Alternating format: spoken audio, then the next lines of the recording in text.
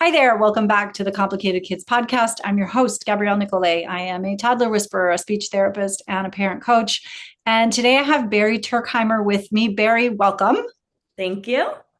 I'm really excited to talk about our topic today because we are going to be talking about and if you're watching this on YouTube, I'm doing air quotes, easy kids in families. And this is something that you feel really, really strongly about. But before we start talking about those guys, tell us a little bit about who you are and what you do.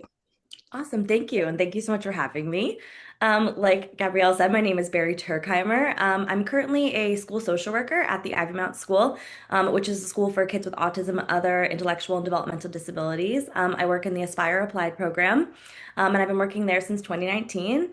And then in 2021, I actually had the pleasure of joining the Starobin counseling team in Olney. And with the support of Karen Starobin, we developed the Siblings Together program, which is a program for non-autistic siblings who have autistic siblings, and it provides them with support and understanding and an opportunity to meet with other siblings about some of the challenges of having an autistic sibling.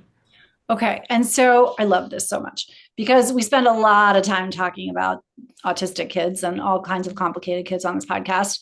And it's really nice and refreshing to pause and think about the non-complicated kids. And again, we can talk about that a little bit later as to whether those kids are actually as easy as we think they are. But when I asked you kind of what do parents most need to know that they don't know, what did you say?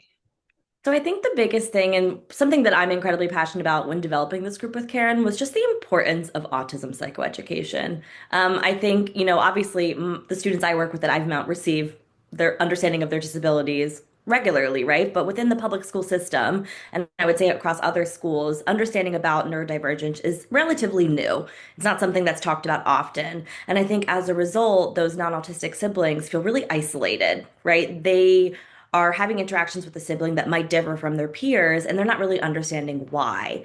And so I think one of the big things that I try to help parents understand is the importance of that open dialogue and talking about their sibling's disability, what neurodivergence means, and really understanding how that impacts the family unit because it really, really does. So I just want to clarify terms because psychoeducation is something that some people may not have heard of. What do you mean by psychoeducation? When I say psychoeducation, I mean understanding more just about the details about the disability or whatever the topic is that we're discussing.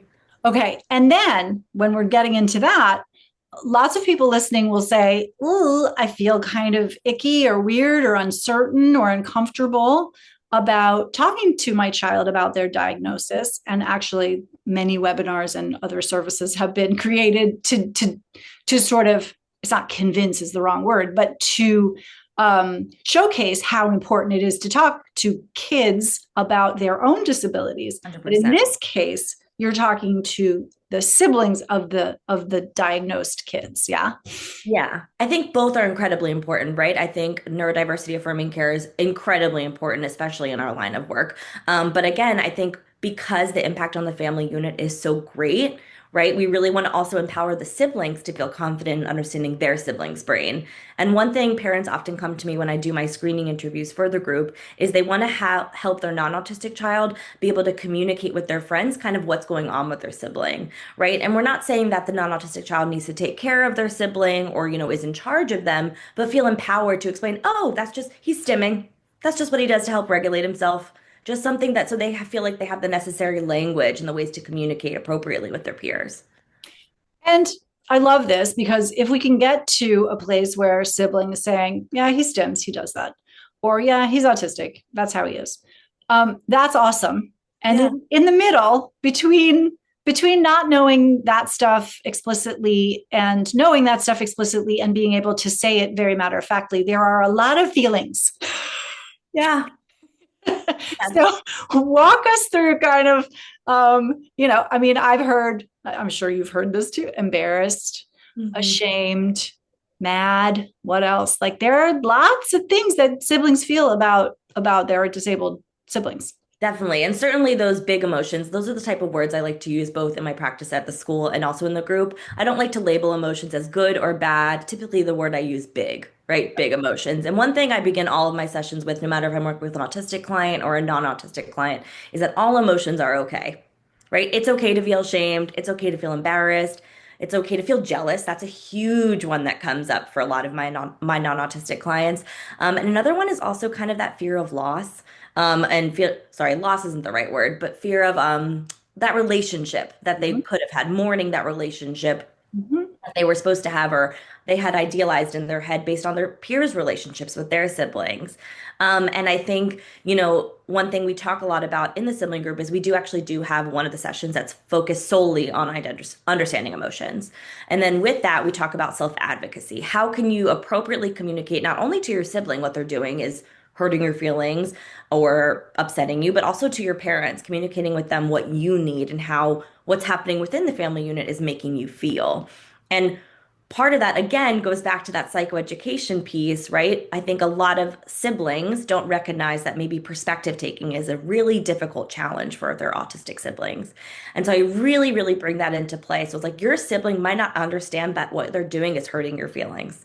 They think, oh, this is something I like and something that I'm comfortable with, and my sibling's just going to deal with it. Mhm. Right. So Yeah. helping them understand the importance of perspective taking, and that's why they need to be more explicit in explaining how they're feeling, is not only going to help them, but it's going to better their relationship with their sibling. Or your sibling knows exactly how this makes you feel, and they feel like this is the only way to get your attention. 100%. And again, then that goes into the perfect understanding of rigidity, right? Right. And that again continues to go with the amount of ways that we can provide psychoeducation to siblings and to families about understanding what autism is. It's so multifaceted, has so many different characteristics of an autistic person. And like everybody knows, no autistic, two autistic people are alike. Right. So I always also start my sessions like that, making them recognize your siblings might have some similar commonalities, but they are entirely different. But these are some traits that come up across all different types of autistic people or presentations of autism. And how can that kind of explain some of your siblings' behaviors? It's so interesting as you were talking, and you were talking about kind of mourning the loss of a sibling relationship. Um, it it strikes me that I parents must be. I'm not sure exactly what I'm trying to say here, except to draw a parallel between the parents' experience of having a child with autism and the siblings' experience of having a sibling with autism. Those two things can be mirroring each other at times, although the perspective is certainly different. Yeah. 100%. Yeah, like you said, parents have to adjust to the understanding of, the cognitive levels of their child, their behavioral differences, right? The access to the types of supports that they might need throughout their life, right? They're looking at a different perspective or, trajectory for their child potentially. Um, and similarly with their siblings, right? Again, I think it's hard when they're at school and they're seeing maybe their friend's sibling goes to the same school together. They might be in Girl Scouts together or be on the same sports teams, but maybe, and a lot of the kids that I work with, their autistic siblings might go to a specialized school. Where they're not seeing them regularly, or they might have more significant behavioral challenges that really impact the relationship. And so they're craving that closeness. And it's hard when they're not getting access to it. And so, one thing we also talk about is not only are the challenges with having an autistic sibling, but some of the strengths of their autistic siblings, right?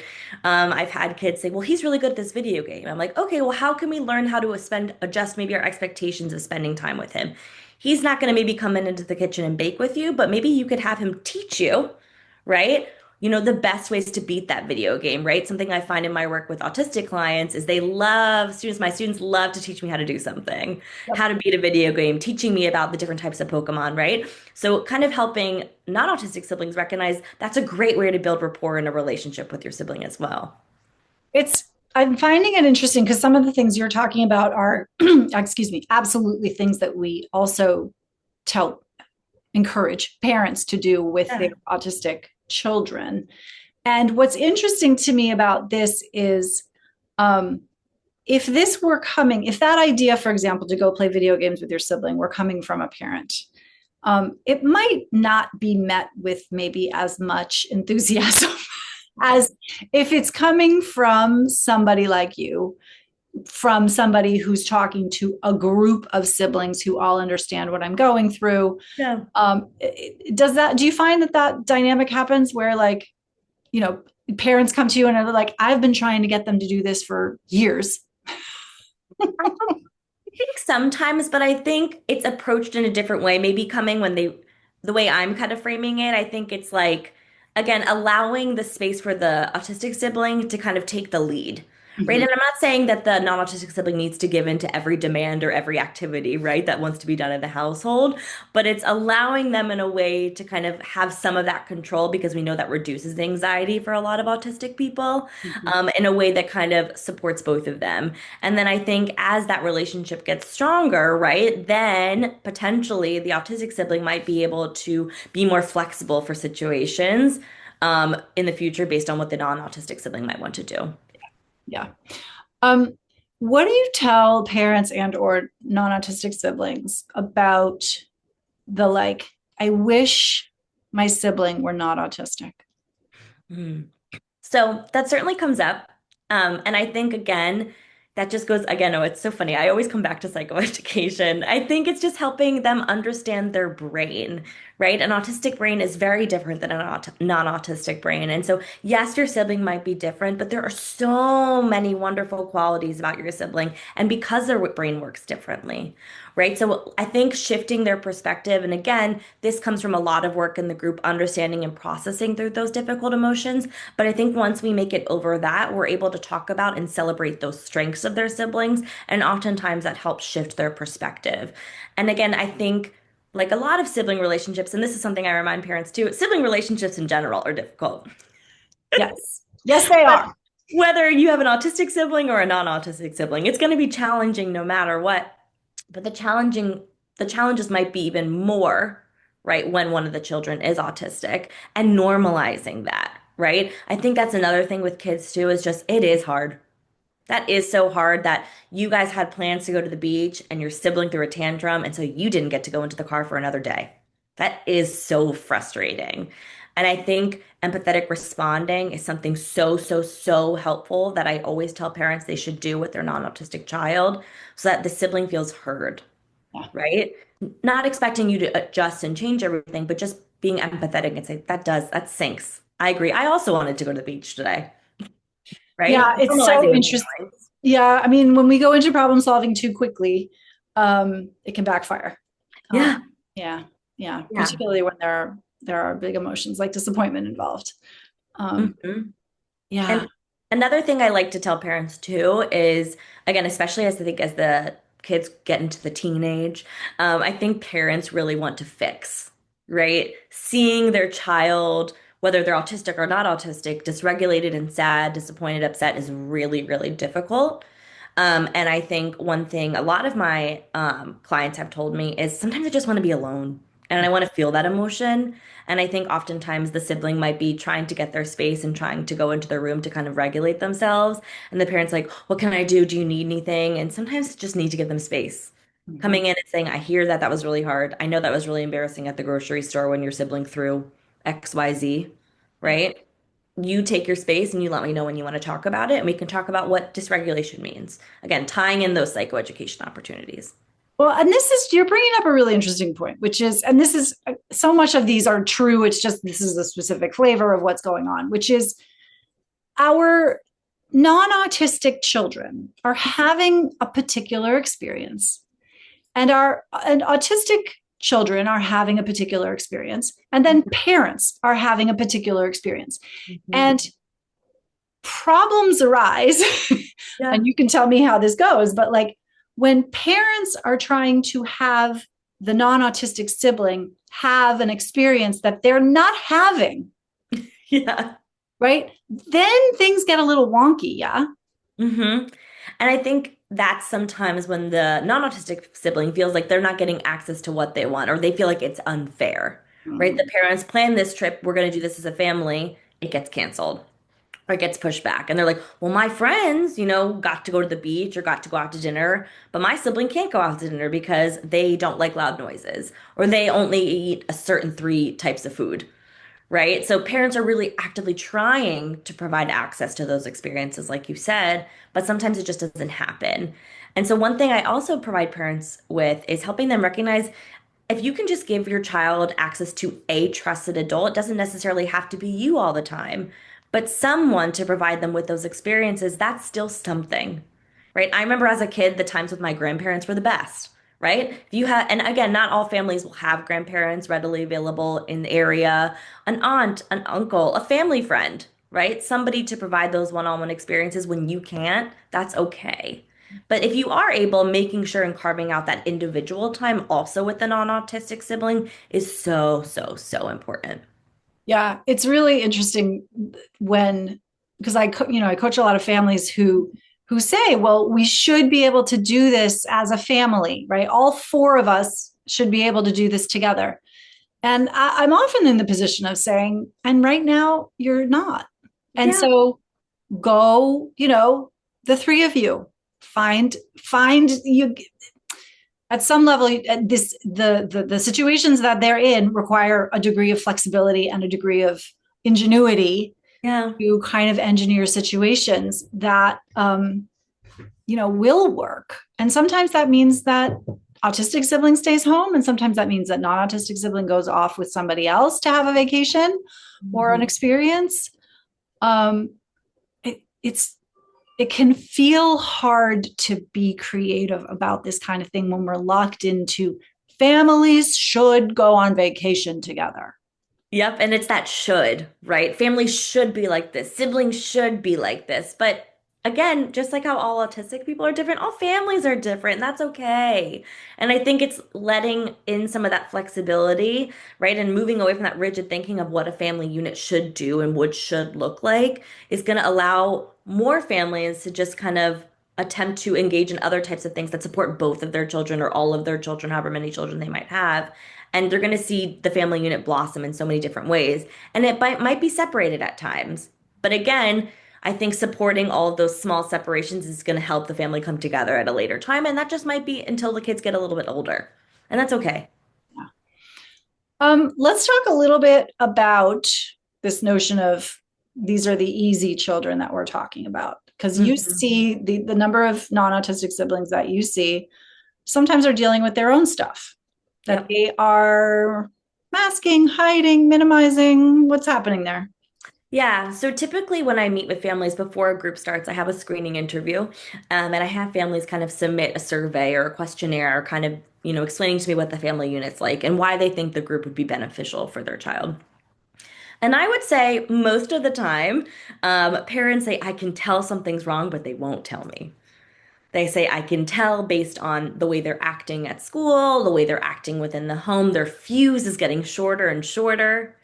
And they're like, and I can just tell that they need someone to talk to.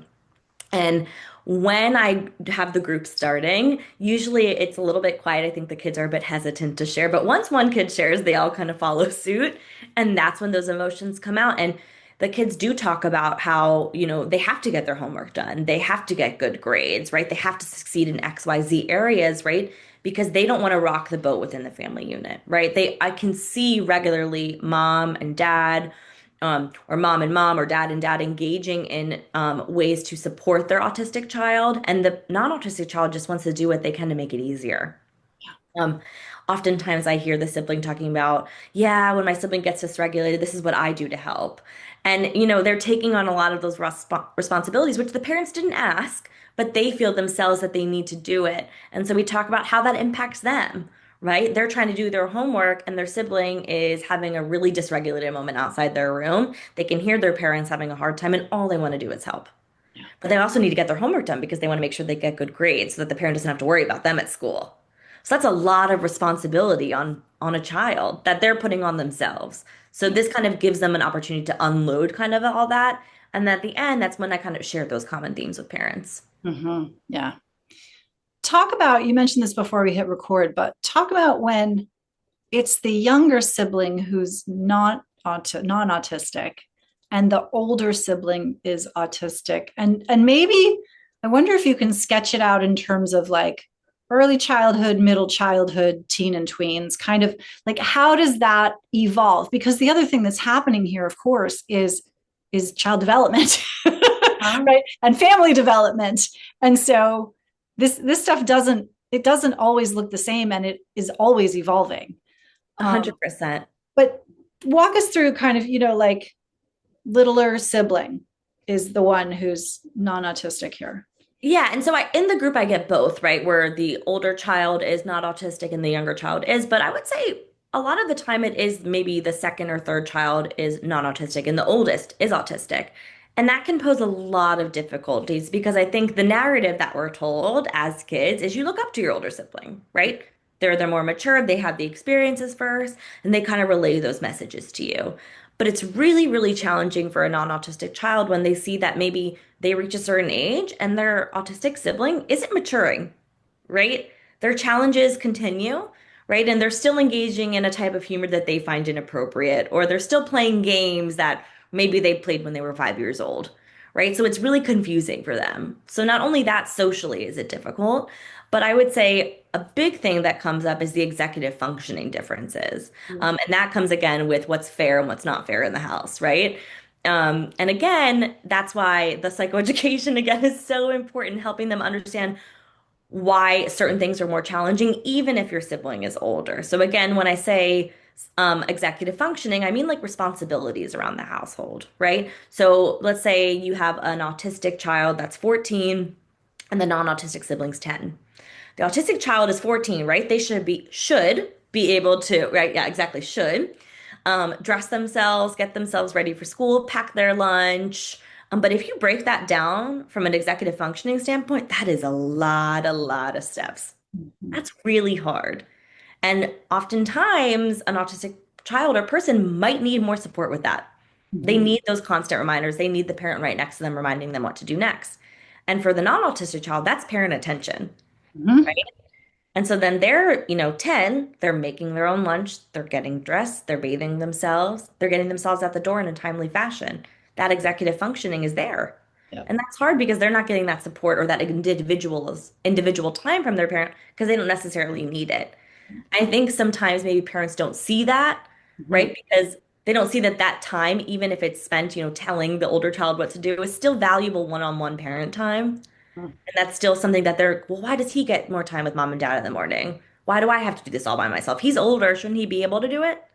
And Yeah. again, that's really confusing for younger Yeah, children. and I do think there's an age at which there aren't any words. They don't have the words to express that, and so it shows up in this scenario that we're describing, kind of hyperfunction.